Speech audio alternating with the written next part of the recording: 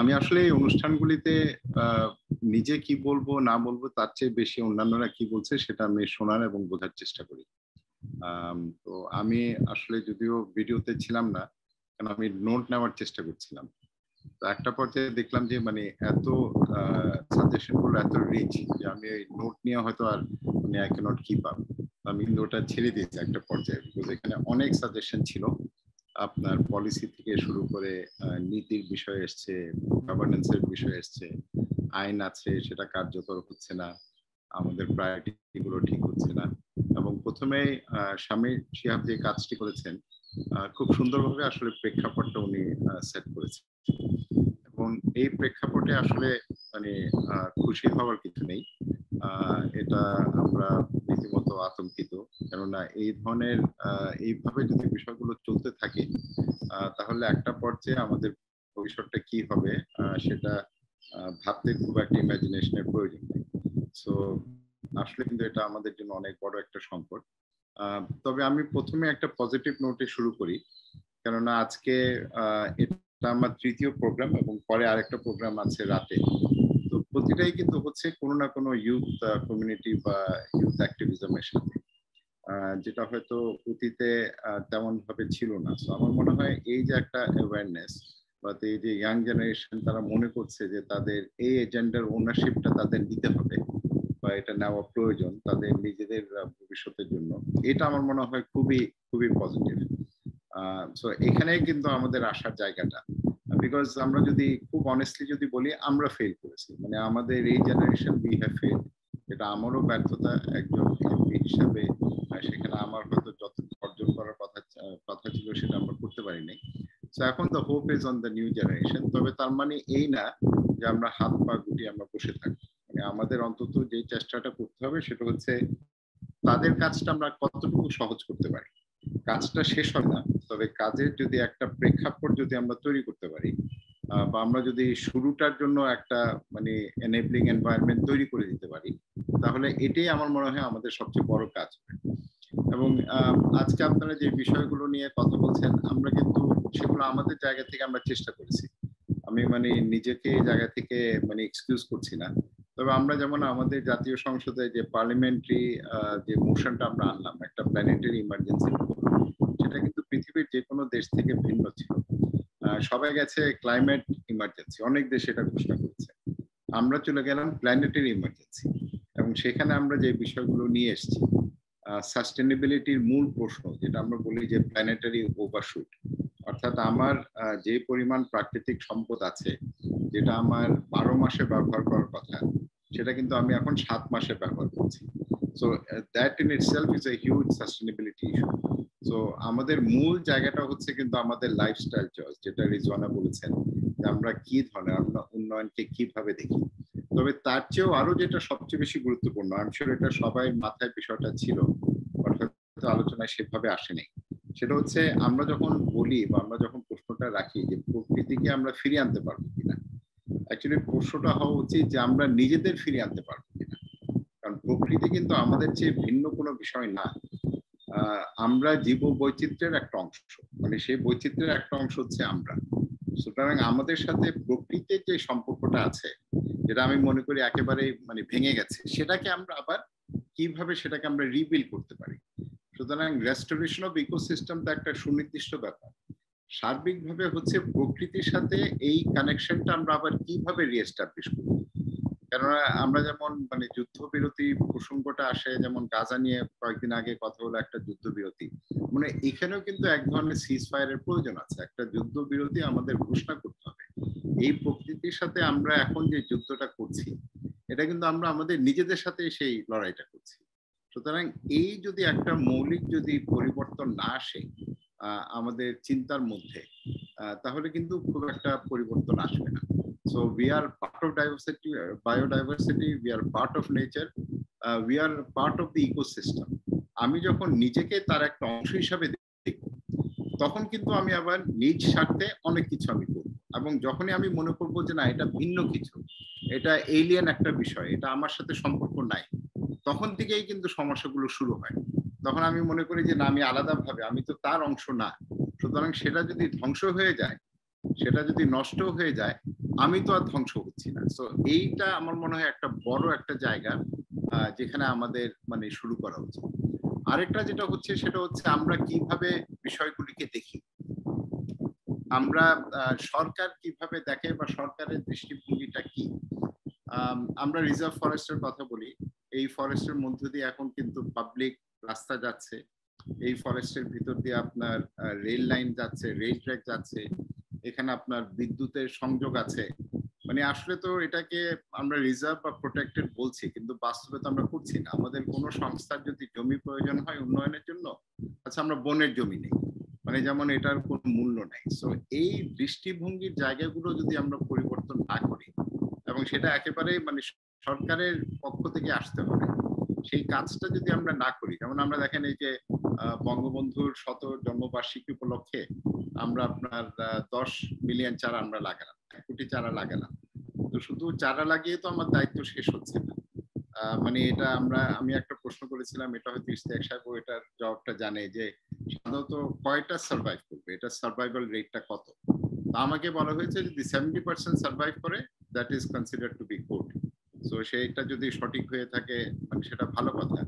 তবে এই পুরো বিষয়টাকে যদি আমি একটা হোলিস্টিক ওয়েতে যদি আমি না দেখি, ইকোসিস্টেম কিন্তু আলাদা কিছু না, বায়োডাইভার্সিটি আলাদা কিছু না, আমাদের মেরিন লাইফ আলাদা কিছু না, মানে সবকিছুর মধ্যেই কিন্তু একটা ওভারঅল আছে। এই যে আমরা প্রকৃতির ভারসাম্যর কথা বলি, মানে সেই ভারসাম্যের একটা অংশ তো আমরাই, এবং এখানে একটাকে যদি আপনি সরিয়ে নেন তাহলে কিন্তু পুরো ভারসাম্যটা আমি নষ্ট করে দিচ্ছি। তো এই জায়গাটা আমি কিভাবে, হ্যাঁ এখানে যেমন আমি ইয়েলের রিপোর্ট দেখাতে পারি, আমি মানে আমাদের ডিফরেস্টেশনের রেট দেখাতে পারি, তবে আমরা যে কাজটি করার চেষ্টা করছি আমাদের সংসদীয় কমিটি থেকে, সেটা হচ্ছে আমাদের যে ন্যাশনাল যে অ্যাকাউন্টিং আছে, অ্যাকাউন্টিং এর মধ্যে আমরা প্রাকৃতিক সম্পদটাকে আমরা আনার চেষ্টা করছি।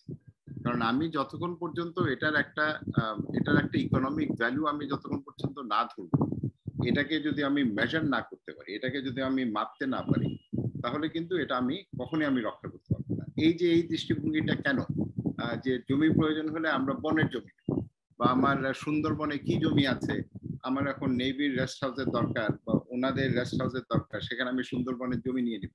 সো এটা তো একটা ভ্যালু থাকতে হবে, যে আমরা যেটা বলি যে ইকোসিস্টেম সার্ভিসেস, ওই সার্ভিসের ভ্যালুটা কি, এই জিনিসটা যতক্ষণ পর্যন্ত আমরা না করতে পারবো এটা আসলে হবে না। আরেকটা এখানে আলোচনা এসছে এবং ইশতিয়াক সাহেব বলছেন যে আমরা অনেক কিছু করি না, ইজ অ্যাবসলিউটলি রাইট। তো আমি মানে আইনের আগে যে বিষয়টার উপর আমি গুরুত্ব দিব সেটা হচ্ছে আমাদের নীতির বিষয়টা।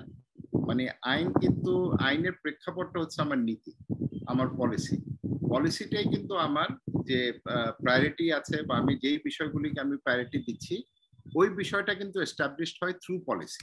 এখন আমি যদি ওই পলিসির বিষয়টা যদি এস্টাবলিশ না করতে পারি, তাহলে শুধু আইন করে তো আমি এখানে পার পাবো না। সো অনেক জায়গায় যেটা আমাদের নাই, যে পলিসি না থাকা সত্ত্বেও আমরা একটা আইন করি। তারপরে এখন তাহলে এই আইনের প্রেক্ষাপটটা কি হবে। তো আমি মনে করি আমাদের হয়তো আজকে যদি আমরা এই কাজটা করতে পারি, যেমন আমি মুখলেস সাহেবের কথা অনেক মনোযোগ দিয়ে শুনছিলাম, আসলে আমাদের অনেক সাকসেস আছে, তবে এই সাকসেস গুলো সম্পর্কে কিন্তু আমরাও জানি না আমাদের স্ট্যান্ডিং কমিটিতে। সো আমরা কি করতে পারি, আজকের এই সেমিনারের পর হয়তো আমরা মনে করলাম যে বিশ্ব পরিবেশ দিবস আমরা একটা আয়োজন করেছি, তারপরে ফলো আপটা কি হবে। So that is what I am really interested in. So এখানে আমরা যে এক্সপার্টিসটা আছে, এখানে যে ইনসাইট আছে, যে নলেজটা আছে, এটা দিয়ে যদি আমরা একটা নিজেদের একটা রোড ম্যাপ করি, আমার তো জাতিসংঘের দিকে তাকাতে হবে না, ডেকেড অফ ইকোসিস্টেম, আবার নিজের স্বার্থে আমি এটা করবো। আমার সংবিধানের মধ্যেও আমি কিন্তু সেটা অন্তর্ভুক্ত করেছি, আমাদের রাষ্ট্র পরিচালনার মূল নীতির মধ্যে কিন্তু এটা আছে, যে আমাদের প্রাকৃতিক সম্পদগুলো আমরা প্রিজার্ভ করব for current and future generation. অনেক বড় একটা কথা। তো সেই প্রাকৃতিক সিস্টেমের বা সম্পদের আমার অ্যাকাউন্টিংটা কি আছে, এগুলোও কিন্তু আমাদের করতে হবে। সো এই কাজটা যদি আমরা একটা করতে পারি, আমাদের নিজেদের যদি আমরা একটা রোড ম্যাপ করতে পারি, এবং প্রতি বছর সেখানে আমরা কি ধরনের অ্যাকশন নিব, আমার মনে হয় এটা কিন্তু অনেক বড় একটা কাজ হবে। এবং আজকে আমরা যেটা দেখলাম, আজকে এখানে যে এক্সপার্টিসটা আমরা দেখছি এবং যে সাজেশন গুলো এসছে এবং আমাদের যে সাকসেস স্টোরি গুলো আছে, এগুলোর উপরে বিল্ড করে তো আমরা কিছু একটা করতে পারি, আমাদের নিজেদের আমরা একটা রোড ম্যাপ করি, এবং সেই রোড ম্যাপটা যেটা ইশতিয়াক সাহেব বলছেন সেটাকে আমরা রিভিউ করতে পারি, সেটা আমরা দেখতে পারি। কারণ আমাদের অনেক কিছু কিন্তু আছে যেখানে আমরা দেখেছি। আরেকটা যেটা আমি মানে কিছুটা ডিসঅ্যাপয়েন্টেড, যেমন মোক্তের সাহেব অনেক ভালো ভালো এক্সাম্পল দিচ্ছিলেন, তো সেখানে বাংলাদেশ সরকারের ওনারশিপের বিষয়টা কিন্তু নাই। আমরা সবকিছুতে কিন্তু একটা প্রজেক্ট অ্যাপ্রোচ নেই, হয় এটা ইউএসএইড বা এটা এশিয়ান ডেভেলপমেন্ট ব্যাংক বা এটা আইইউসিএন বা এটা হয়তো ইউনেপ, এরা করছে। সো আমরা তো এখন আমরা মানে অনেক গর্ব করি এবং গর্ব করার অনেক কারণও আছে যে আমরা one of the fastest growing economies in the world. আমরা দেখেন শ্রীলঙ্কাকে কয়েকদিন আগে আর্থিকভাবে আমরা সহায়তা দিচ্ছি। সো আমাদের তো নিজস্ব সম্পদ আছে, আমাদের রিজার্ভ এখন হয়ে গেছে $45 বিলিয়ন। সো আমরা তো এই কাজ করি একটা প্রজেক্ট বেসড অ্যাপ্রোচ না, আমাদের একটা রোড ম্যাপ, সেটা আমরা ইমপ্লিমেন্ট করতে পারি। সো আমার মনে হয় এই কাজটাও কিন্তু আমরা করতে পারি, যে ঠিক আছে আমাদের নিজস্ব একটা রোড ম্যাপ, আমাদের নিজস্ব প্রায়োরিটি, কোনটা কাজ করবে কোনটা কাজ করবে না, সেই আলোকে পুরো জিনিসটা সাজানো। এবং সেটা যদি মানে এখানে BYEI আছে এবং অন্যান্য যে সংস্থাগুলো আছে, আপনার এখানে বিভিন্ন অর্গানাইজেশন থেকে আছেন, সেটা নিয়ে যদি আমরা একটা জয়েন্ট একটা এক্সারসাইজ করতে পারি with the standing committee, with the ministry, তাহলে কিন্তু সেটা একটা কাজের কাজ হবে। আর সেটা যদি আমরা না করি তাহলে আজকের এই আলোচনাটা খুবই রিচ, আমারও শুনতে ভালো লেগেছে, আমি অনেক ক্ষেত্রে ইন্সপায়ার্ড হচ্ছি, তবে কাজের কাজ কিন্তু আর কোনো কিছু হবে না। সো আমি যেটা বলবো যে আমাদের দৃষ্টিভঙ্গিটা আমরা একটু পরিবর্তন করি, ইয়াং জেনারেশনকে অবশ্যই এই এজেন্ডার ওনারশিপ নিতে হবে, মানে সেটার কোনো বিকল্প নাই।